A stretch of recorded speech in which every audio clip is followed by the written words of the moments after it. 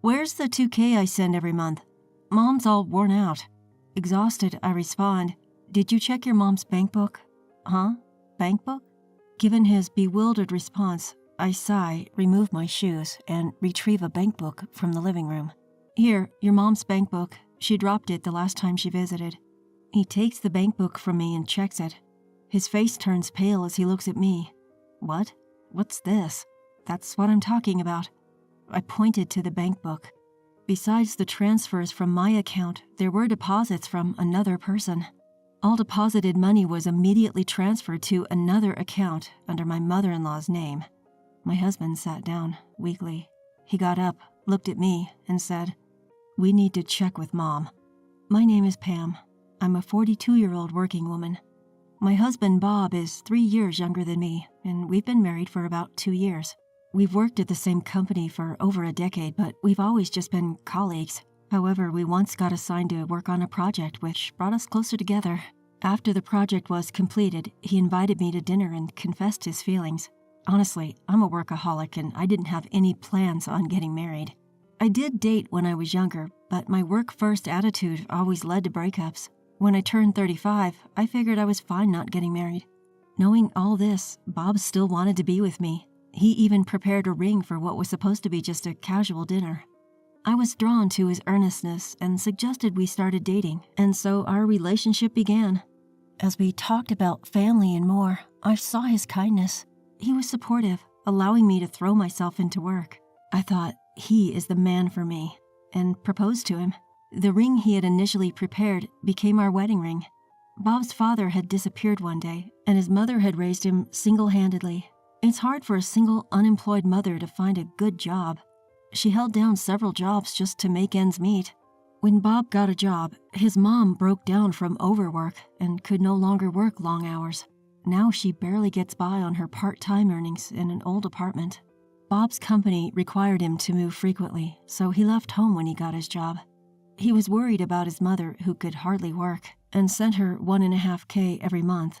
And it seems like nothing has changed since he transitioned into his current job. He once offered to live with his mother-in-law since his company was near her house, but she declined, saying she didn't want to intrude on her son's privacy. Indeed, even when he suddenly suggested for us to live with his mother, she refused, stating that she did not want to disrupt our newlywed life. I was taken aback by the sudden proposal, and while my husband looked downcast next to me, I was honestly relieved that she turned us down. Although I think my mother-in-law is a good person, I was a bit anxious about living with her immediately after getting married. When we returned home, I told my husband that I was upset with him, as he made a proposal without even talking to me about it first. We then agreed on discussing everything before making any decisions from there on out. I understood that my husband was just concerned about his mother, so I suggested we keep in regular contact and visit her on weekends. In addition, I spoke to my husband about increasing our financial support to her, given that we were both working after getting married, and we decided to increase it to $2K. My mother-in-law was tearful with joy, and we both put more effort into our work, hoping that she would be able to spend her old age happily after all her hardships. However, my mother-in-law's life didn't seem to be improving at all, and as the deposit day approached each month, she began to make calls demanding the money. I initially thought that she must be in trouble too, but it started to feel a bit gloomy as it continued every month. What's more, she called us without hesitation. She would say, "Have you deposited my money for this month yet?" as if she was entitled to it. While I don't think she means any harm, I felt uncomfortable with it and ended up complaining to my husband about it. "Hey, don't we get calls from your mom every month? It's a bit when she calls like that without even thanking us." "How can you be like that? Mom can't work and she's having a hard time." I guess my complaint got on his nerves. My husband unusually snapped back at me. Since then, anytime I try to discuss our financial support for his mother, my husband becomes stubborn and the conversation leads to nowhere. Just for how long are we going to continue sending money to his mother? I feel bad, but I caught myself being upset over it. I'm sure my husband is aware of my thoughts, and that's why he's behaving this way. When I think about it, I feel like I'm a cold-hearted person and couldn't say anything more than that. About 2 years after we started sending money to her, my husband got a call from his mother. His expression was dark as he responded with, "Uh-huh," and it was clear that he was hearing bad news. "What? You've been scammed?" I was surprised by my husband's words and stood up from my chair. I thought his mother was a strong person, even though she was physically weak, and at the same time I was very concerned about how much she had lost. "Hey, what happened to your mom?" I asked my husband, who had just hung up the phone. With a dark expression, my husband began to explain. "Actually, it seems like Mom got scammed. Apparently, she got an email, and when she opened the URL, it automatically registered her and demanded payment. So she paid for it." "That's a one-click fraud scam. I wonder why your mom didn't call us right away when she opened the site." At my words, my husband Bob's eyebrows raised.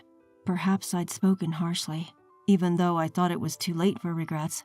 "She told me that she couldn't call you because you've been cold to her recently. After worrying about it, she even borrowed money to pay it. Now she can't even pay this month's rent or water bill. She called and asked me if we could send her more money this month." With that, Bob pulled out his checkbook and began to calculate. I may have been a bit cold with her when she's called recently, but to be blamed to this extent. Anyway, we have to do something about Mom's debt. I also brought out my own checkbook and opened it next to Bob. "How much was your mom's debt?" Apparently it's $250K. We need to do something." The amount that came out of Bob's mouth left me speechless. No matter how elderly my mother-in-law is, where on earth did she borrow $250K from?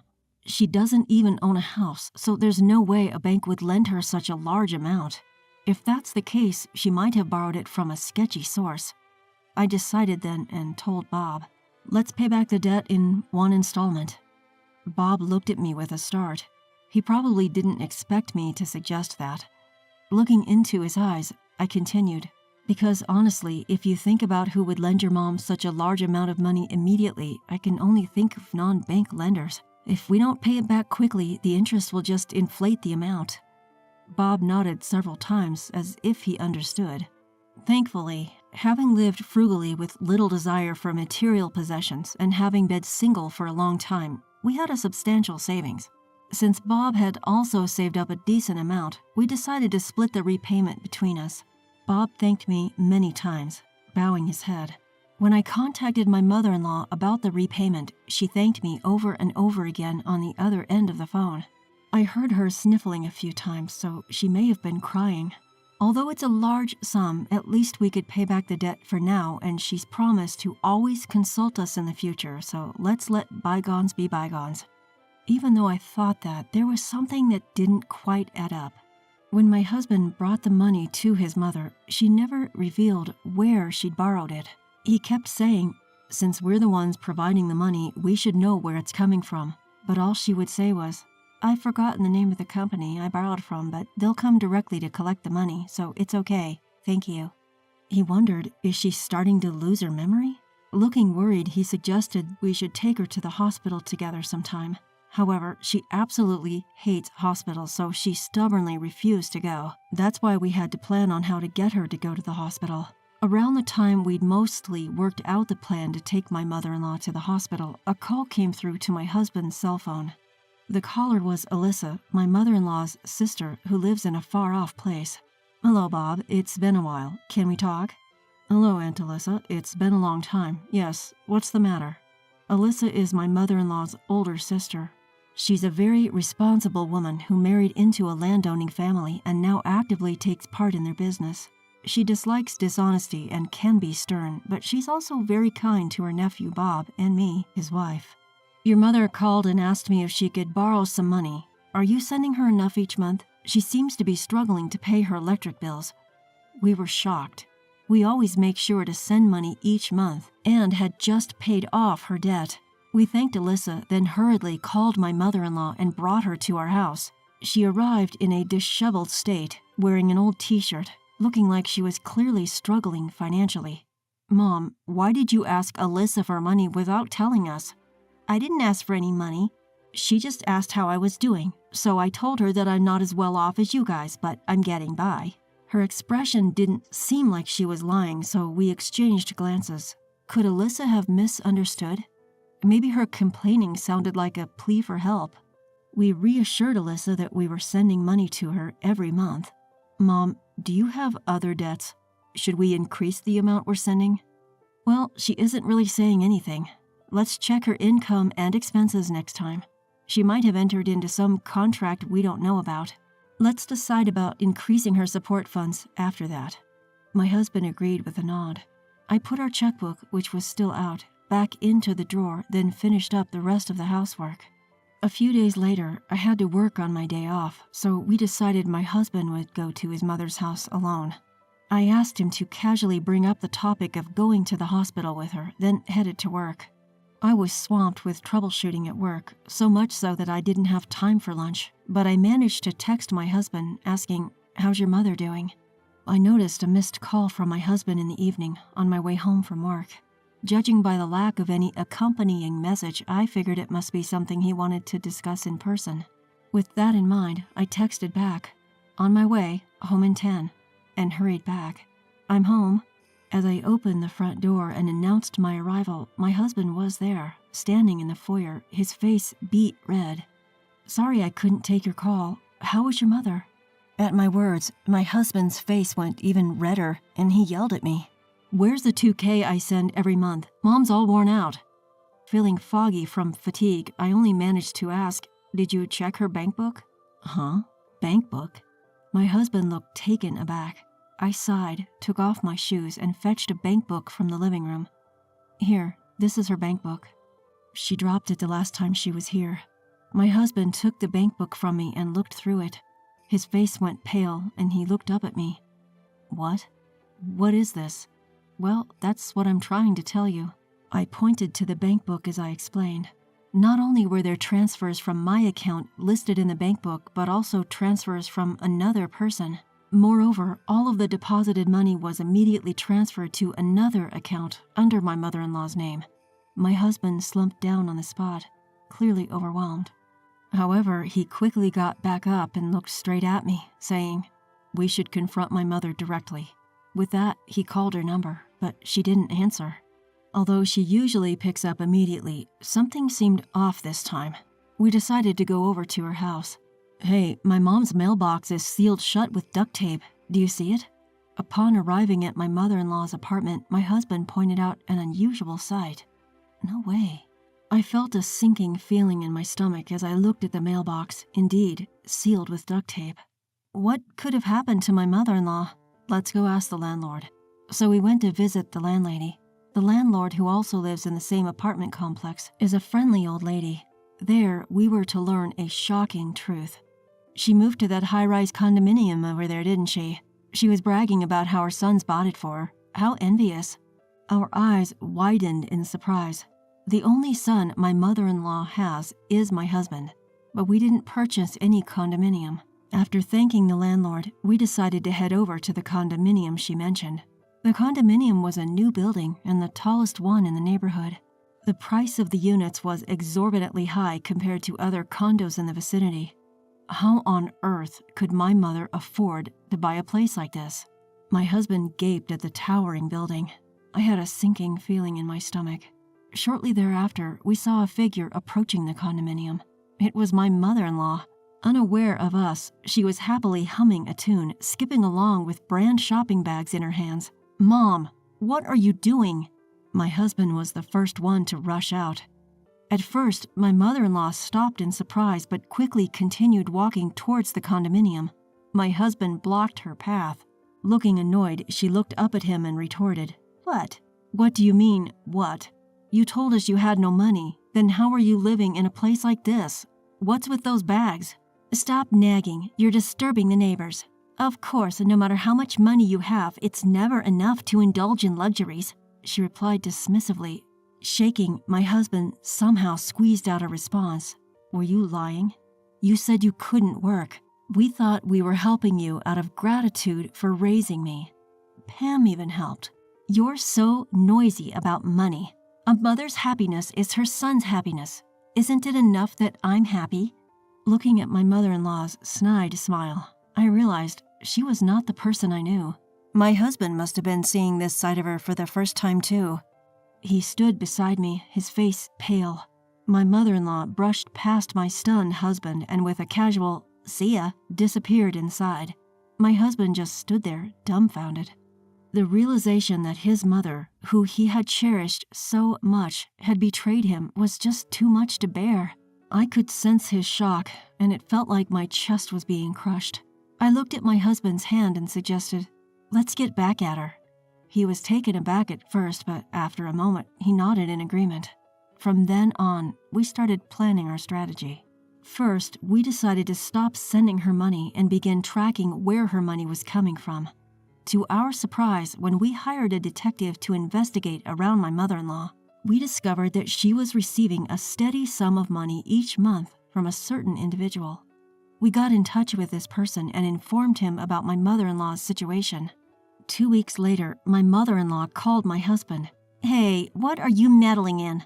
My mother-in-law's shouting voice came through the phone loud enough for me to hear.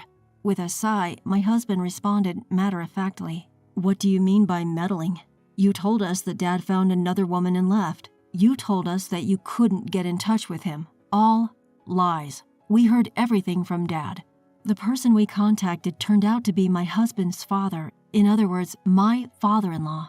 My husband and I had been told that my father-in-law was a womanizer who left for another woman and didn't even know where he was, but it turned out he was living in his ancestral home far away. The reason for the divorce was my mother-in-law's gambling problem and embezzlement.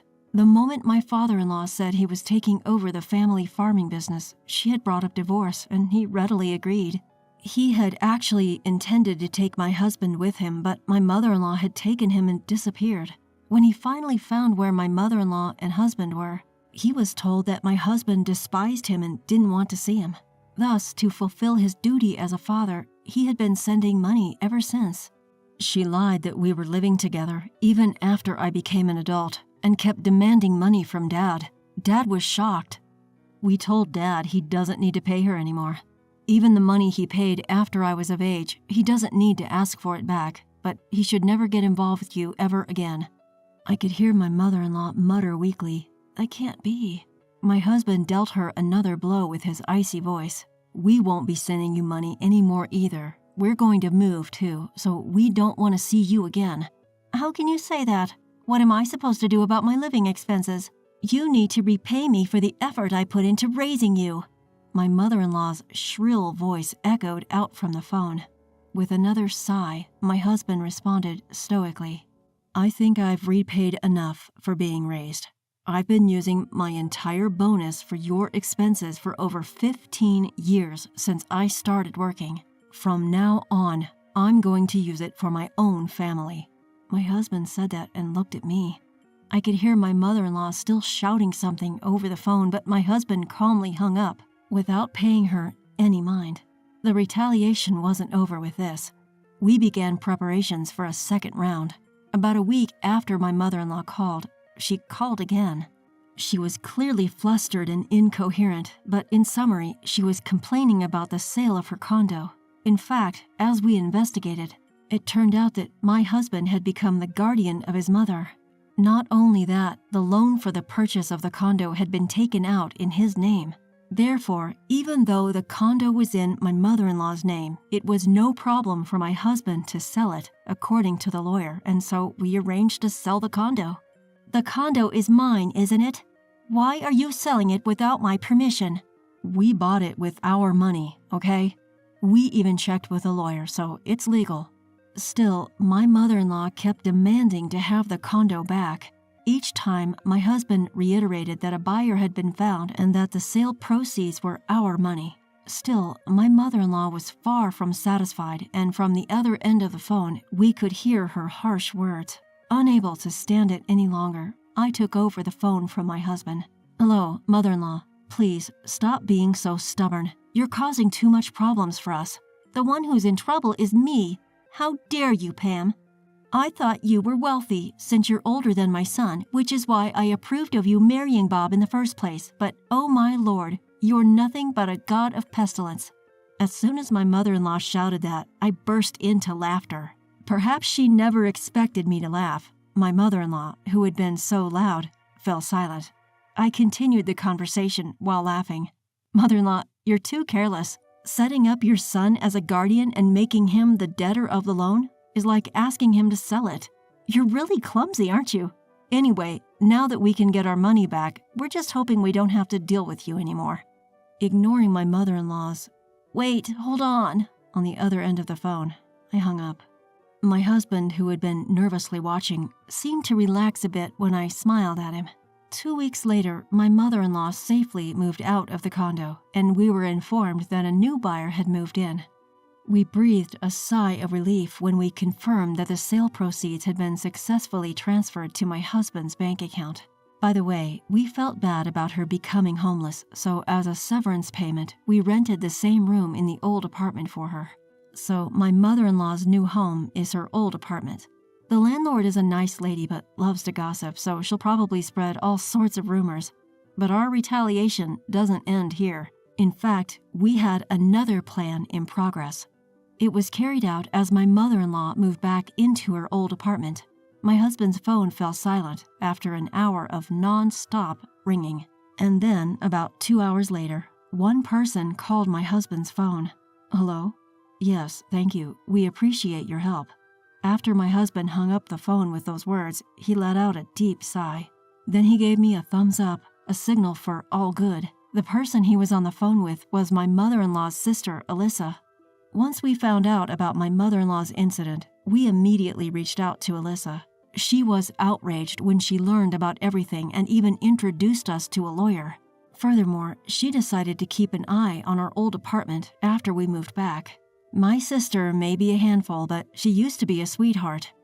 It hurt a bit to see her like this, but after our plan was executed, Alyssa advised us to cut ties and live our lives happily. We decided to take her advice. On the day of the move, my mother-in-law did not lift a finger, even when the movers showed up. That's when Alyssa stepped in. She forcefully made my mother-in-law pack up amidst her protests. "You're all tricking my sister. I'm the victim here." Alyssa, frustrated but determined, forced her sister to return to her old apartment. Upon arrival, my mother-in-law naturally resisted, but when Alyssa threatened to ask for an immediate refund of the money she had lent, my mother-in-law reluctantly obeyed. In fact, my mother-in-law had been extorting not only my husband and me, but Alyssa as well for a large amount of money. Alyssa, not knowing any of this, had been helping her, thinking about the struggles her sister had to go through while raising her son all by herself. It's unforgivable that my mother-in-law tricked such a kind-hearted woman. Alyssa, however, has no intention of letting my mother-in-law keep the money she has lent. It seems she's made arrangements for my mother-in-law to repay her from her monthly paycheck. The amount of aid my mother-in-law received from Alyssa was considerable. It's such a hefty sum that it's doubtful whether she could repay it even if she worked her whole life. However, my mother-in-law has hardly ever worked, and even part-time jobs are hard to come by. Even when she does manage to land a job, she quits before long. Alyssa always pushes her to get back out there. Eventually, my mother-in-law ended up working part-time daily at a store owned by one of Alyssa's friends. My mother-in-law had lied about being frail and sickly, but an enforced visit to the hospital proved there was nothing wrong with her. She was told to work as much as possible. My mother-in-law, who had lied about working ever since my husband was a child while actually lazing around, was having a hard time. I heard she was already complaining on her first day. When the news of the plan's success came in, Alyssa said, laughing, "She hardly has any willpower, that one." As for us, we moved as soon as we got word from Alyssa that she had shoved my mother-in-law into her apartment. We relocated near my parents' home, a distance that now requires air travel from my mother-in-law's place. This has helped us mentally, and we're living peacefully. As we both can work remotely, there was no issue in continuing our jobs. My parents' constant presence since we moved has led to my husband bonding with my father. We had agreed that we wouldn't mind not having children, but soon after we settled down, I fell ill and found out I was pregnant at the hospital. My husband was surprised too, but now he's fascinated by our growing child with every checkup. I feel the same and promptly applied for maternity leave. We plan to take turns nurturing our child with abundant love.